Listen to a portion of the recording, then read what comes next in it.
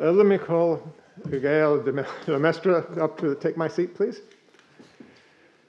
I want to thank everyone here for being good about wearing these masks. I'm sorry we can't see each other smile, but every one of us who wears these brings closer the day when we don't have to worry about this virus spreading among us.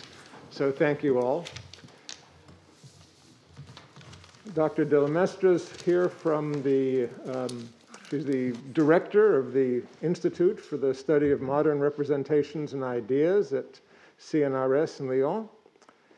And appropriately, she's going to speak today on what is a modern political revolution. Oui, merci, Monsieur le Président de séance. Donc moi aussi, j'aimerais remercier Yad de me donner l'opportunité d'être parmi vous aujourd'hui. Et je souhaiterais préciser que, donc, on a intitulé mon intervention « Qu'est-ce qu'une révolution politique moderne ?» J'aurais plus une attitude de théorie des idées par rapport à un fait politique et révolutionnaire acté, la révolution américaine du XVIIIe siècle. Alors, la double qualification d'une révolution par politique et par moderne permet d'éclairer le fait révolutionnaire en distinguant plusieurs formes.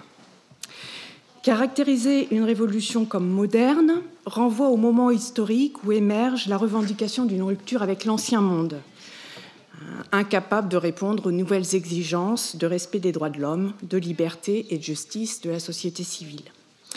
On considère généralement que la modernité politique s'ouvre avec les révolutions américaines et françaises du XVIIIe siècle, qui renversent leur gouvernement pour instaurer une nouvelle cité fondée sur ces principes. Elle recouvre à la fois la conscience qu'avaient les contemporains de l'événement et le regard que porte aujourd'hui l'historiographie contemporaine sur elle comme un rappel du message éthique qui reste rattaché à ces révolutions. Le qualificatif de politique, pour sa part, invite à considérer plus précisément les dimensions de la cité englobées par l'exigence révolutionnaire et à distinguer les révolutions visant à transformer les structures de la société et celles qui visent à changer les structures de l'État. Si la Révolution française constitue le modèle de la révolution sociale moderne, c'est à la Révolution américaine en général que revient d'incarner son versant politique. L'objet de mon intervention sera de montrer en quoi la révolution américaine peut avoir valeur de modèle pour caractériser ce type de révolution, la révolution politique. Les historiens ont un temps hésité à la qualifier de révolution avec un grand R en comparaison de la Révolution française, caractérisée par un chamboulement total de la société. Et elle ne partage de fait ni la visée universaliste, ni l'instrumentalisation de la violence propre à cette dernière. Mais cet angle de comparaison extrême, radical, a le tort de voiler l'importance des innovations politiques introduites par les Américains pour bâtir leurs institutions et de minorer la part d'incertitude et de crainte qui la traverse, de passer sous silence concrètement tout ce qui aurait pu la faire basculer en son inverse. C'était il y a 200 ans. Donc, si vous voulez, nous, on l'a acté, mais non, c'était bien plus compliqué à l'époque. Il rend aveugle à tout ce que le processus révolutionnaire américain a transformé de l'esprit révolutionnaire initial. Comprendre la révolution américaine, c'est donc d'abord distinguer 3 temporalités différentes. L'épisode révolutionnaire de 1776, qui traduit la crise insoluble des institutions coloniales et le délitement total de l'autorité politique, aboutissant, comme on le sait en 1976, à la ressaisie du pouvoir par le peuple américain. Le processus révolutionnaire de 1976 à 1986, où les Américains cherchent à concrétiser les exigences révolutionnaires en forgeant un système institutionnel capable d'accueillir une société libre et égalitaire. Un processus au cours duquel les débats se déplacent, les exigences se reformulent. Et, le troisième moment, acté par l'adoption en 1987 de la Constitution fédérale, qui opère une médiation entre ces deux moments en faisant entrer le gouvernement américain dans le cours régulier du fonctionnement démocratique. Alors, je reviendrai successivement sur ces trois moments pour faire ressortir les mutations opérées par le peuple américain pour réussir à ancrer l'esprit de leur révolution dans l'histoire et pointer au passage ce qu'elle a de commun avec le fait révolutionnaire en lui-même. Donc, premier moment, donc, la configuration de la révolution américaine aboutissant à la déclaration d'indépendance, donc une période qui s'étend en gros de 65 à 76. Et signalons d'abord la spécificité du peuple américain de cette époque. La rupture entre un peuple et son gouvernement est propre au fait révolutionnaire, mais elle prend une configuration particulière en fonction des sociétés concernées. Le peuple américain présente à cet égard des spécificités uniques en son temps. Sa première caractéristique centrale, qui fait sa grande différence avec la situation française, est que la société américaine n'est pas dépendante d'une histoire et d'une pratique millénariste qui auraient déjà façonné en profondeur ses liens et l'imaginaire collectif.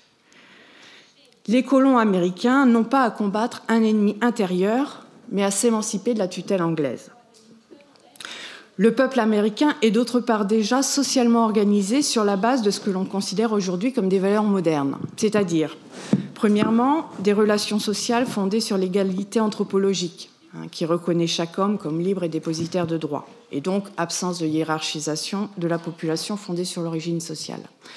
Deuxièmement, la reconnaissance de l'autonomie individuelle, c'est-à-dire de la capacité à gouverner sa vie et à juger de ce qui est bon pour son pays, ce que Tocqueville appelle le dogme de la souveraineté du peuple.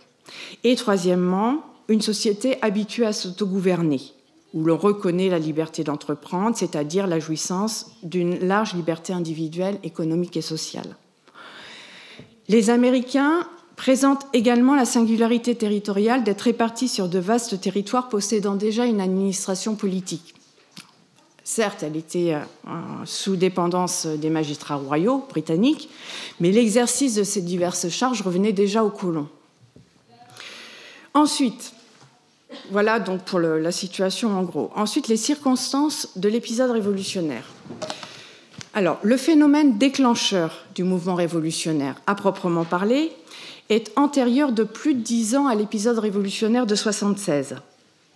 Il englobe des raisons politiques et économiques. Politique d'abord parce que dans les années 60, pour maintenir l'armée britannique dans les colonies et résister à la contrebande des négociations de Boston, l'Angleterre décide d'activer le Writ of Assistance, le mandat général de perquisition qui autorise les agents de douane anglais à contrôler le paiement des taxes sur les importations et exportations américaines. Évidemment, les Américains perçoivent ça comme une ingérence dans leur domaine privé. Économique ensuite, parce qu'après la guerre de 7 ans, l'Angleterre, qui souffre d'un fort déficit financier, prend des mesures pour favoriser son économie et élève régulièrement des impôts indirects sur le commerce américain, ce qui engendre des mouvements de contestation de plus en plus vifs. On garde en mémoire la résistance en 1967 de la population bostonienne au Townshend Act, des lois Townshend, qui aboutit au massacre de Boston, ou la fameuse Boston Tea Party de la fin 1973. Mais la répression armée britannique a l'effet inverse de celui escompté. Plutôt que de restaurer l'ordre au sein des colonies, elle précipite la perte de légitimité des gouverneurs anglais en devenant emblématique des mesures tyranniques imposées depuis plus de 10 ans aux colons. Et là, le tour de force des Américains est de court-circuiter la logique de la violence en ramenant leur opposition sur le plan des principes. Ils placent en fait les Américains en contradiction avec eux-mêmes. Les Américains, grâce à leur glorieuse révolution de 68, étaient parvenus à imposer dans leur constitution l'approbation de toute taxe par les représentants du peuple. Comment, dans ce cas-là, pouvaient-ils autoriser la levée de ces taxes alors que les colons ne disposaient pas d'un droit de représentation entre guillemets réel, ce qui contredit un peu la notion virtuelle, mais bon, le droit de représentation au Parlement. Les impôts à l'origine, de façon cohérente, les impôts à l'origine des révoltes américaines auraient dû être considérés comme illégaux, et la répression jugée tout aussi illégitime. Cette critique précipite l'effondrement des officiers royaux, qui sera définitive après l'éclatement des combats avec l'armée anglaise en 1975.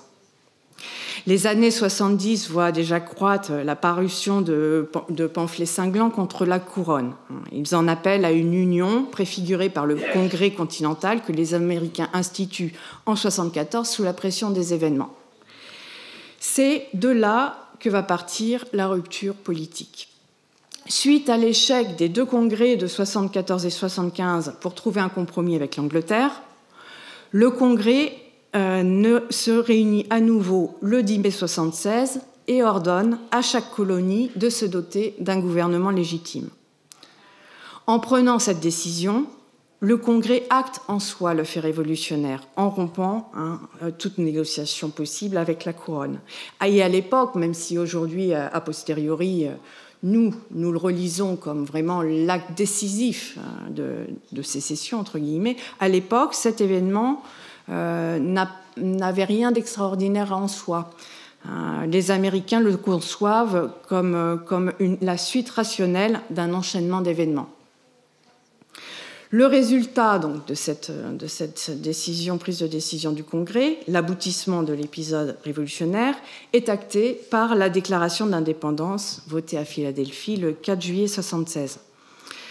Alors ce texte est remarquable à plus d'un titre, mais ce qui surprend le plus aujourd'hui est qu'il se formule quasiment dans les mêmes termes que la déclaration d'indépendance des Provinces-Unies, qui, par l'acte d'adjuration de 1581, avait déposé leur suzerain Philippe II d'Espagne. Donc je reprends les termes de la déclaration américaine, qui sont similaires. Elle souligne la tyrannie, le despotisme du gouvernement anglais qui, par des abus multiples et répétés, usurpe son pouvoir, renverse ses institutions et poursuit le projet délibéré et systématique de réduire les Américains en esclavage. Et fait important, malgré les tentatives réitérées pour faire reconnaître leurs droits de citoyens britanniques, les Anglais ont, comme les Espagnols, systématiquement rompu les négociations en répondant par une politique de plus en plus violente. Face à cette impasse, le peuple américain n'a pas d'autre choix que de se dégager de son devoir d'obéissance et de reprendre le pouvoir qu'il avait transféré à la couronne. Alors, il n'est pas anodin que ces deux déclarations distantes de 2 siècles se formulent en partie dans les mêmes termes. Les Américains sont, comme les Provinces-Unies, des colonies d'une puissance monarchique à visée impérialiste. Cette similitude inscrit également le mouvement révolutionnaire américain dans la continuité des débats qui agitent l'Europe depuis le XVIe siècle. Les deux déclarations se fondent sur la doctrine politique contractualiste, propre à la modernité, selon laquelle le peuple transfère ses droits politiques aux gouvernants sur la base d'un contrat réciproque contraignant qui délie les parties si l'une d'elles contrevient à ces termes. Cette thèse d'une obéissance conditionnelle permet aux représentants des États-Unis de déduire que la couronne, ayant rompu son devoir de protection et de justice envers les Américains, le droit l'autorise à s'émanciper du joug anglais. Mais la déclaration américaine opère une césure majeure avec cette tradition en introduisant la référence à l'homme comme sujet de droit. L'adjuration des Provinces-Unies est faite au nom de la défense des libertés et privilèges des 7 provinces alliées, les provinces du Nord. Elles entendaient par là reconstituer leur communauté en rétablissant ses droits et libertés. Les Américains, eux, placent au centre de la politique la protection des droits inaliénables de l'homme, la liberté, la vie et la recherche du bonheur. On n'est plus ici dans la logique de la communauté, on est passé dans la logique de la société. C'est une nouvelle forme de société qui se dessine à ce niveau-là, que les Américains entendent fonder à partir de l'individu. Donc là, on a vraiment un passage dans ce qu'on appelle la deuxième modernité. Bon, alors voilà, si vous voulez, en très gros, le premier temps d'éclatement de l'acte révolutionnaire. Alors maintenant, on va considérer la deuxième période, le moment de reconstruction politique, qui s'opère des années 76 en gros à 86, jusqu'à la faillite de la première union politique, la Confédération. Donc, après ce premier moment de ressaisie du pouvoir, marqué par la profonde unité des colons autour d'un même projet et d'un espoir commun, s'ouvre la période la plus délicate d'une révolution, celle de la construction de ces nouvelles institutions. Donc on entre dans le deuxième temps de la Révolution, celui du processus révolutionnaire, qui doit parvenir à incarner l'esprit de la Révolution. Donc cette étape, plus ou moins longue, est toujours à haut risque, parce que les citoyens se retrouvent dans un entre-deux, sans filet, et qu'ils doivent parvenir à traduire sur le plan institutionnel les exigences manifestées lors de l'épisode révolutionnaire. Alors chez les Américains, le processus révolutionnaire s'étend sur à peu près 10 ans, donc 76 à 87 à peu près. Il est marqué par une subjectivité chargée, mais très différente de celle des Français de l'époque. Leur révolution est étrangère à l'espérance eschatologique qui anime les révolutionnaires français.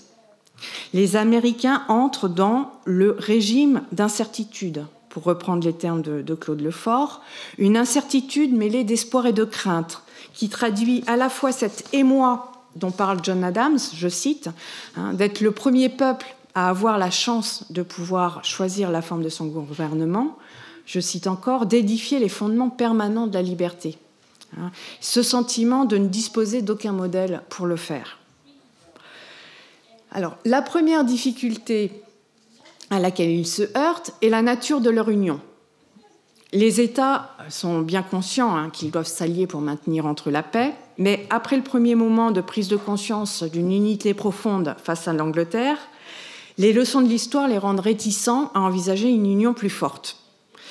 La constitution d'un pouvoir central fait planer le spectre de la monarchie, qui est perçu comme un retour en arrière et un renoncement à la liberté acquise par la Révolution. Le 15 novembre 1977, le Congrès continental se prononce donc en faveur d'une union politique souple, qui prend la forme d'une confédération et qui entre en vigueur en mars 1981, après la reddition de l'Angleterre. Mais comme cette confédération est conçue comme une alliance sans abandon ou transfert de souveraineté des États, les résolutions du Congrès restent des recommandations, donc purement optionnelles dans l'application, restent aux États. Et même si le Congrès a joué un rôle moteur jusqu'à la fin de la guerre avec l'Angleterre, une fois la menace anglaise écartée, les États s'approprient des compétences qui théoriquement devraient revenir au Congrès. Ils violent les traités, les articles qui ne leur sont pas favorables.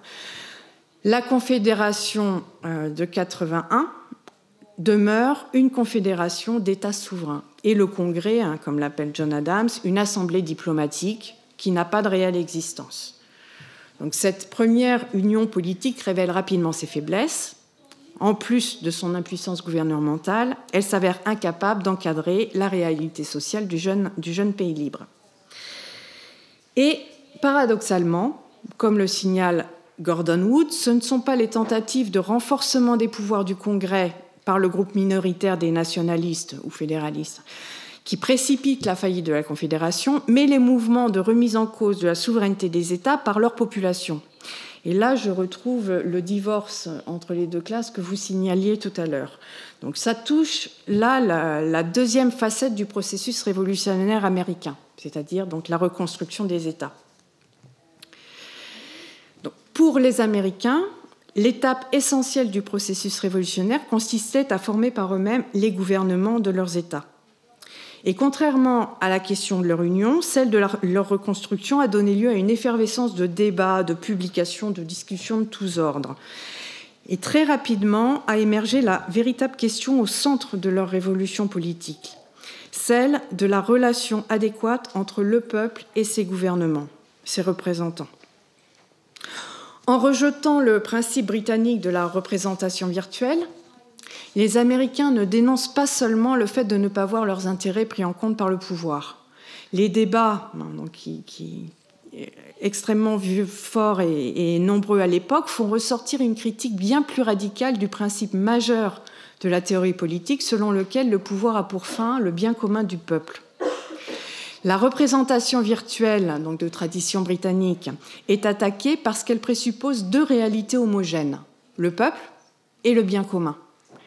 Les Américains dénoncent ces notions comme des abstractions et leur substituent, donc c'est ce qu'on trouve à la lecture donc de ces publications, ils leur substituent l'hétérogénéité du peuple et la diversité des intérêts. Donc les retombées de l'introduction de ces deux principes n'apparaissent pas immédiatement, mais il devient évident que cette exigence de prise en compte, donc de nouvelles références qui entrent sur le devant de la scène, les contraint à opérer un bouleversement profond de la théorie et de la pratique politique. Comment représenter la pluralité des intérêts? Que peut représenter le pouvoir si la société est multiple? Et que doit-il viser s'il n'existe pas de fin commune? Dans les années, donc là, justement, j'étudie d'abord le niveau politique. Donc, dans les années 70, cette question de la représentation oppose deux courants interprétatifs.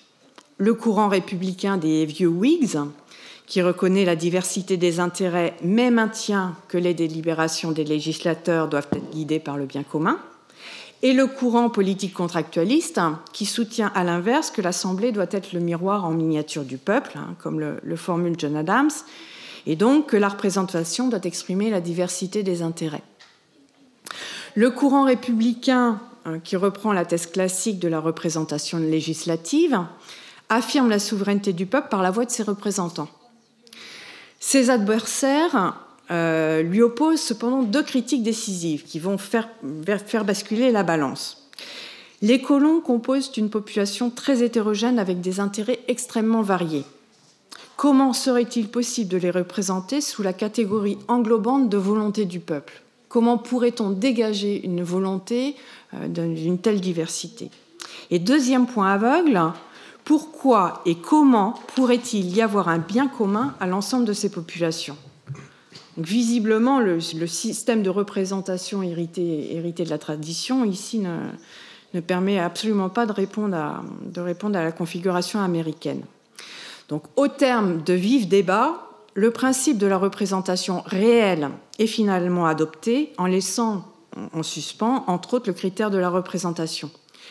Et malgré les réticences à opter pour la division en deux chambres, le Sénat et l'Assemblée, le Sénat qui représente la noblesse, l'Assemblée théoriquement le peuple, donc il est redouté qu'elle donne naissance dans la société américaine à une opposition de classe avec le temps, les constituants américains adoptent le bicamérisme en vue de préserver la dynamique de la population. Le principe est retenu, en fait, en vue d'affaiblir les groupes d'intérêt et de filtrer la représentation.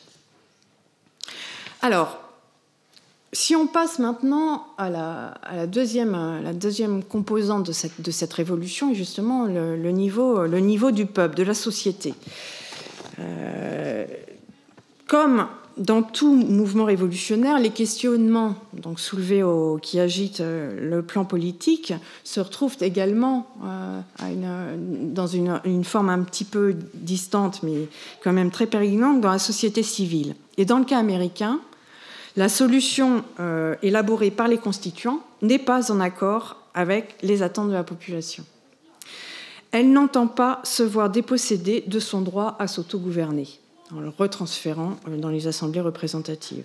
Un divorce de plus en plus net s'instaure, donc sur la période 67-86, entre les représentants et les administrés, avec d'un côté la dénonciation des dangers de la démocratie trop directe, et de l'autre, le creusement d'un hiatus entre les assemblées représentatives et les électorats locaux. L'idée radicale qui est en train de se développer en Amérique est celle d'une impuissance constitutive des gouvernements représentatifs d'incarner les attentes du peuple. Elle traduit une transformation radicale du message initial légué par l'acte révolutionnaire. Le principe républicain, qui était encore tout à fait reconnu au début, selon lequel on obéit à la loi votée par les représentants, n'est plus reconnu. Les Américains des années 80 rejettent l'idée que les assemblées d'État parlent en leur nom de façon satisfaisante. Ils deviennent des adversaires de la doctrine classique de la souveraineté législative et donc veulent reprendre le pouvoir qu'ils avaient délégué aux assemblées. On voit dès lors se multiplier les conventions, comités extra-législatifs pour discuter des constitutions adoptées par les États ou s'opposer aux lois votées, comme celle sur les levées d'impôts. Et lorsque les assemblées tentent de contrecarrer ces initiatives, des émeutes violentes dirigées par des comités locaux se déclenchent dans les grandes villes de Boston, New Haven, Philadelphie, Charleston, pour constituer des organisations permanentes et forcer leur reconnaissance.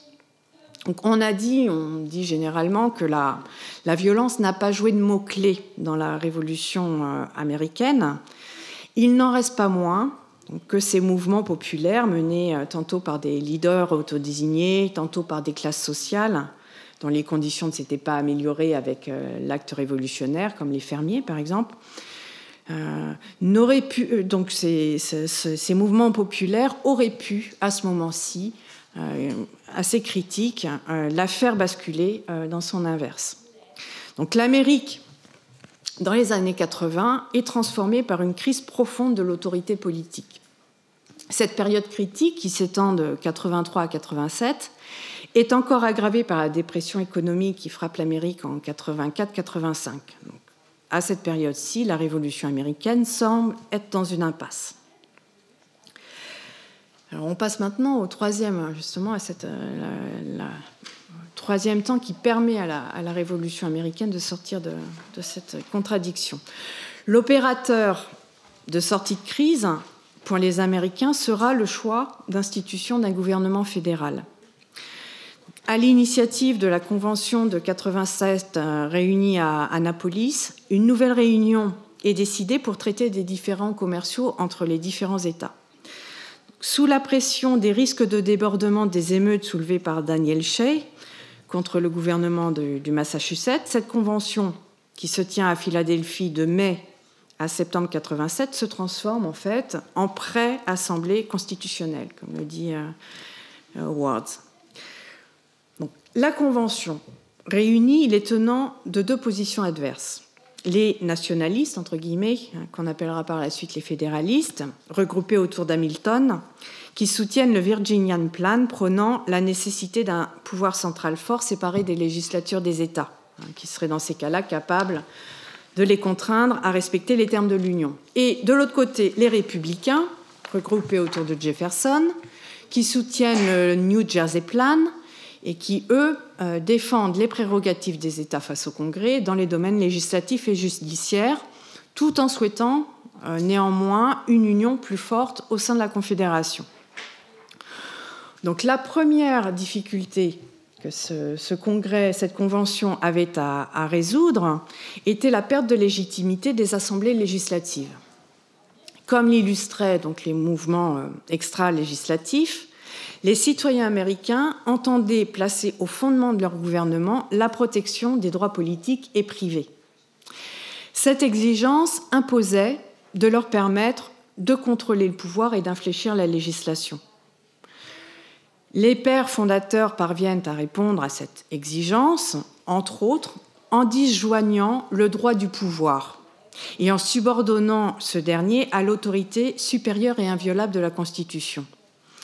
Ils introduisent au sein de l'institution politique une norme supérieure permettant de réguler et de contrôler les gouvernements. Donc, premier point, disjonction pouvoir-droit et contrôle du pouvoir par la Constitution. Deuxième innovation, est l'introduction de la Cour suprême, qui peut être saisie sur simple requête individuelle et juge de la validité des requêtes à l'aune de la seule Constitution. Donc ce principe, encore une fois très très novateur, placer un tribunal vraiment au-dessus de toute l'institution judiciaire, sera acté, donc ce principe est acté par l'arrêt de 1803 du juge Marshall dans l'affaire Marbury contre Madison, qui affirme pour la première fois la capacité des tribunaux de juger de la conformité des lois à la Constitution.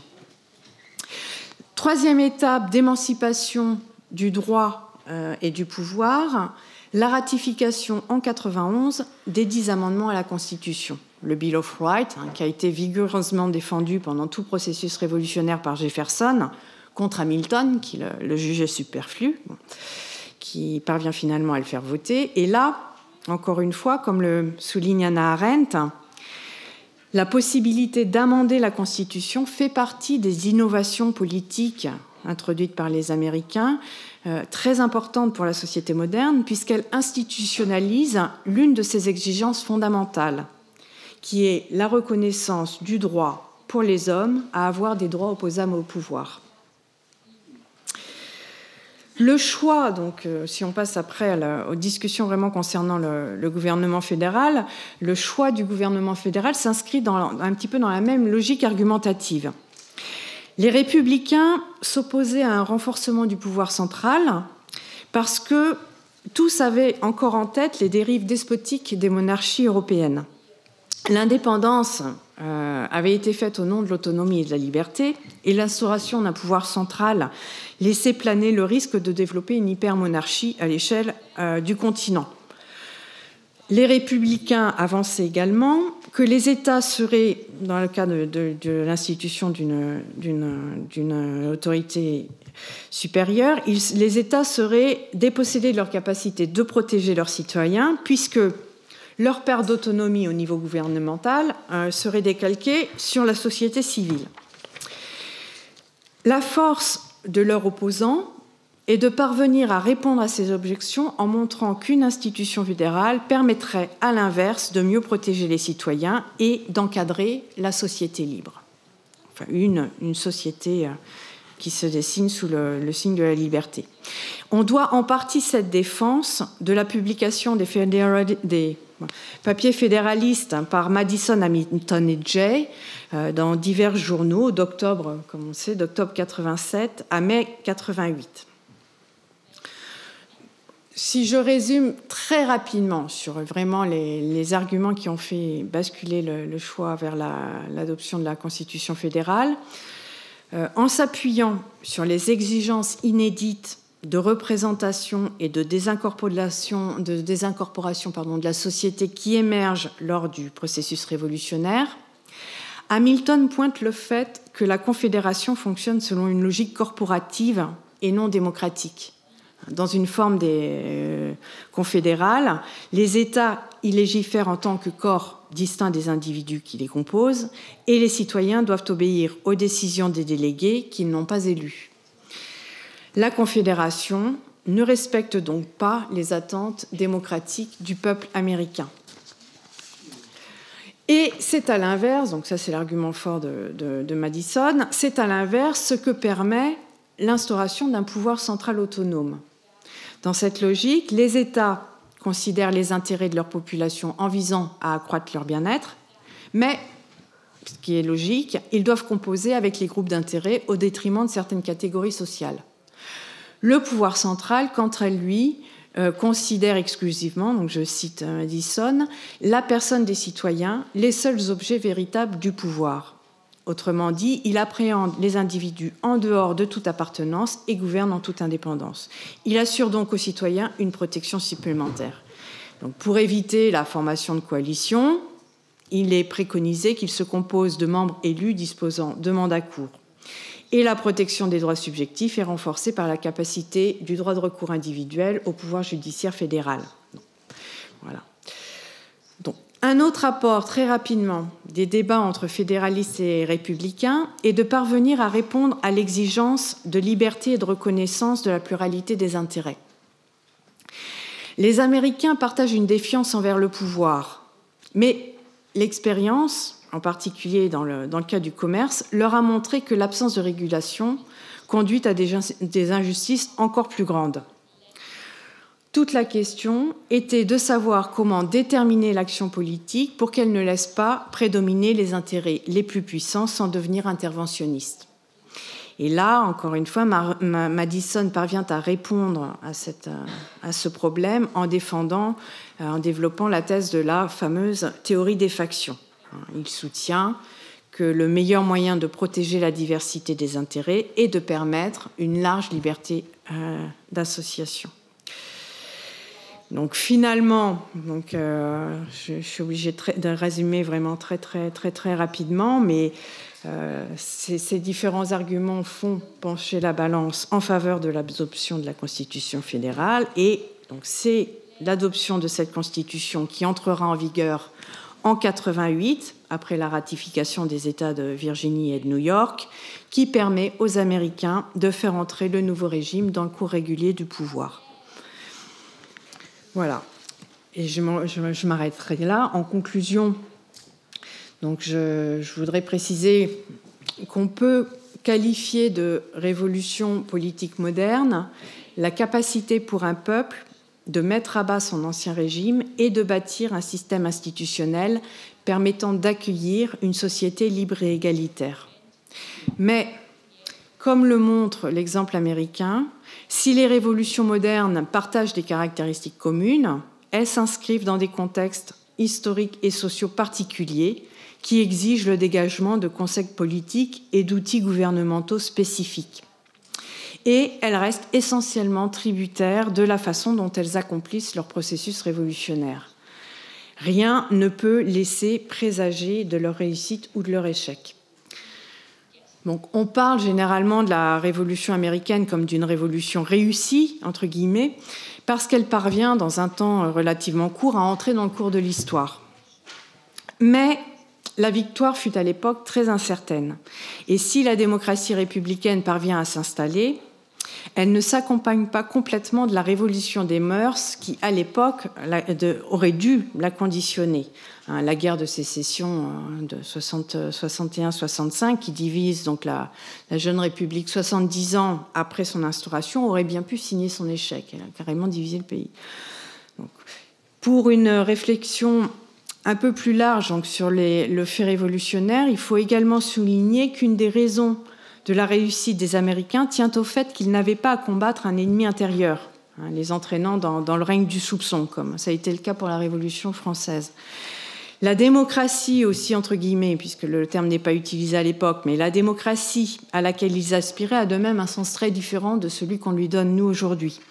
Et si le facteur international a indéniablement joué un rôle dans son déroulement, celui qui travaille aujourd'hui les mouvements révolutionnaires est d'une toute autre mesure que celui qui aurait pu la frapper. Je vous remercie.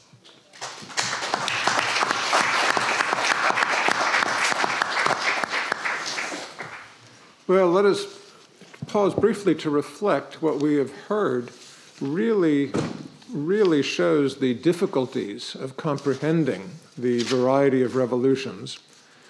We heard of the Tunisian Revolution, which began with a fruit vendor setting himself afire, the Bolivarian Revolution, which began with an unsuccessful military coup by a military officer, and the American Revolution, which began with merchants throwing bales of tea in the harbor off of Boston.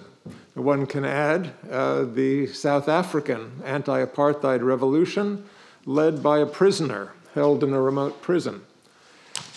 What could all of these events have done to create something we commonly call a revolution?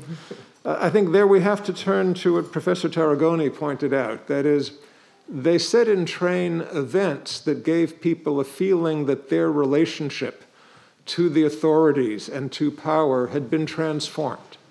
They felt that there was something radically new in their lives.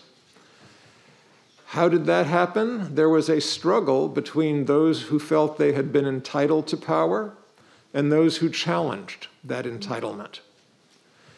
That struggle gave people the feeling of a new era beginning, a new dawn, and motivated them to join. And yet, as Professor de Millemester points out, that is not sufficient to complete a revolution. There's still the task of building institutions that will create order and govern effectively while still responding to the emotions and the motivations of the different people and groups who have started the revolutionary process.